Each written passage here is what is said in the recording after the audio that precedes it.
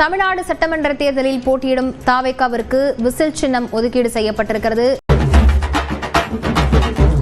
பட்டை முருகனுக்கே சங்கு சின்னம். ஹலோ, அரசியலுக்கு புதுசா? ஆமா சார். அட போங்கப்பா.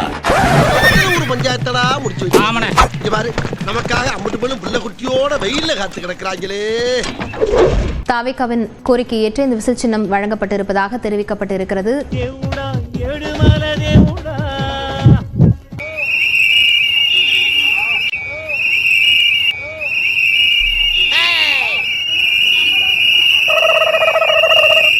அவனை சொல்லி நிறுத்துக்கலடா. அவன் நிறுத்துற லூசுக்கு மட்டும் வந்து நிறுத்துற அவனை. ஒரு தனிப்பட்ட வேண்டுகோள், நம்மள பார்த்து யாரு விசில் அடிச்சாங்க குஞ்சுன்னு சொல்லிடக்கூடாது.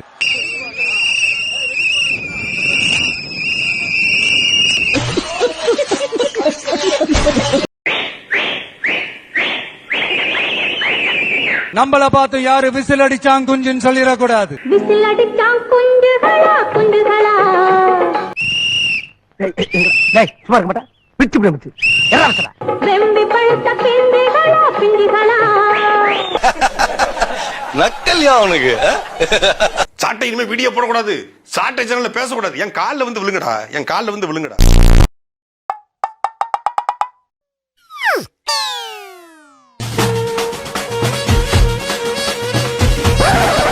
என்னம்மா நீ முந்திரி என்னடா ஒரே குத்த குத்திருவேன். விருந்தாரெல்லாம் வந்திருக்காங்க. ராத்திரில விசில் அடிச்சா எல்லாரும் முடிச்சிட மாட்டாங்க. படு காலையில அடிச்சுக்கலாம்.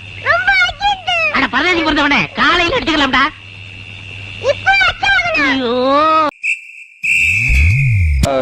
இருக்கும் அப்படி இல்ல இந்த படத்துல. பேசிக்கிட்டு இருக்கோம். சைலன்ஸ்.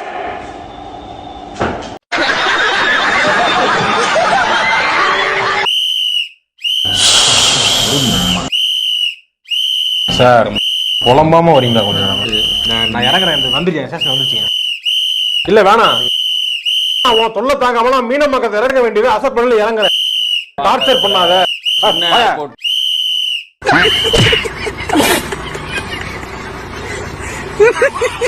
தாவேகாவுக்கு விசில் சின்னம் அறிவிச்சாங்க. போற வரக்கூடிய பஸ்ல எல்லாத்தையுமே போக விடாம ஸ்டாப் பண்ணி, இப்ப நான் என்னால பேசக்கூட முடியல. அந்த அளவுக்கு விசில் சவுண்ட போட்டு ஒவ்வொரு பஸ்ஸையும் மறைச்சு கலவரம் பண்ணிட்டு இருக்காங்க தாவேகாவினர்.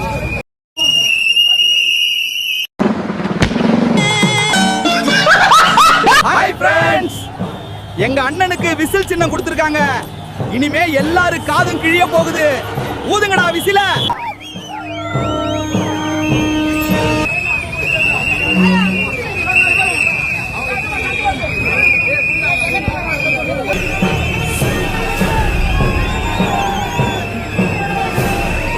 நானு யாரா? அட இரியா வர. நீயாடா? நான் பிச்சைக்காரன் நினைச்சு சோத்த எடுத்துட்டு வந்தேன். எப்ப பார்த்தாலும் பிச்சைக்காரன் கூப்பிடுறிய, கொஞ்சம் ஸ்டைலா மம்மின்னு கூப்பிட கூடாதா? உனக்கு இந்த வண்டியை பார்த்தா குப்பை வண்டி மாதிரி சேர்த்தா? யோ இது குப்பை வண்டி இல்லையா, டிவிக்கோட கட்சி வண்டியா இது?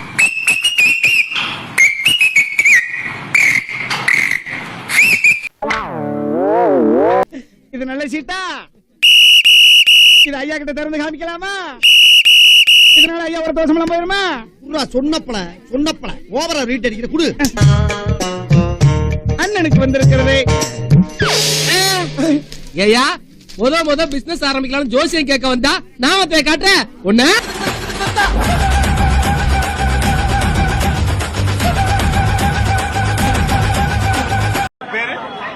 விஜய்.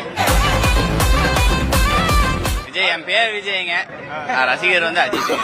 அலங்கார பந்தலிலே அழகாக படுத்து நேரத்திலே சுட்டிக்காட்டி அதோடு எண்ணியாங்க எய்து எண்ணியார் இன்னியர் ஆப் பெரிய இல்ல புரியல.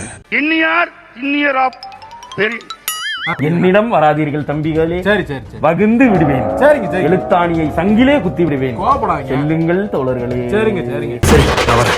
ஒரு நிமிஷம், இதை மட்டும் பார்த்துட்டு போ.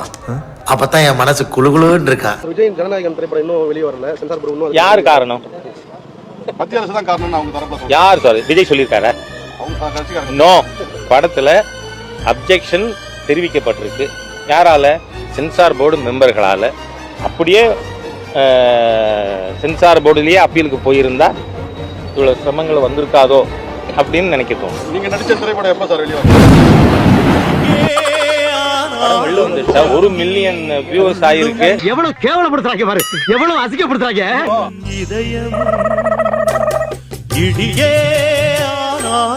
என்னினிய தமிழ் மக்களே, கிராமத்து கரும்பு தோட்டத்தில் சுட்டித்திருந்த இந்த கருங்குயில் திரிசாவை கரமுடிக்க கனவுகளோடு வந்து கண்டமானதால் மீண்டும் தன் கிராமத்துக்கு சிறகுடிந்து செல்கிறது. வணக்கம். டேய், எண்டு காடு போட்டு எகத்தால மாடா பண்றீங்க. எனக்கு எண்டே கிடையாதுடா. என்னோட அடுத்த எய்ம் நயன்தாரா. ஸ்டார்ட் பண்ணு.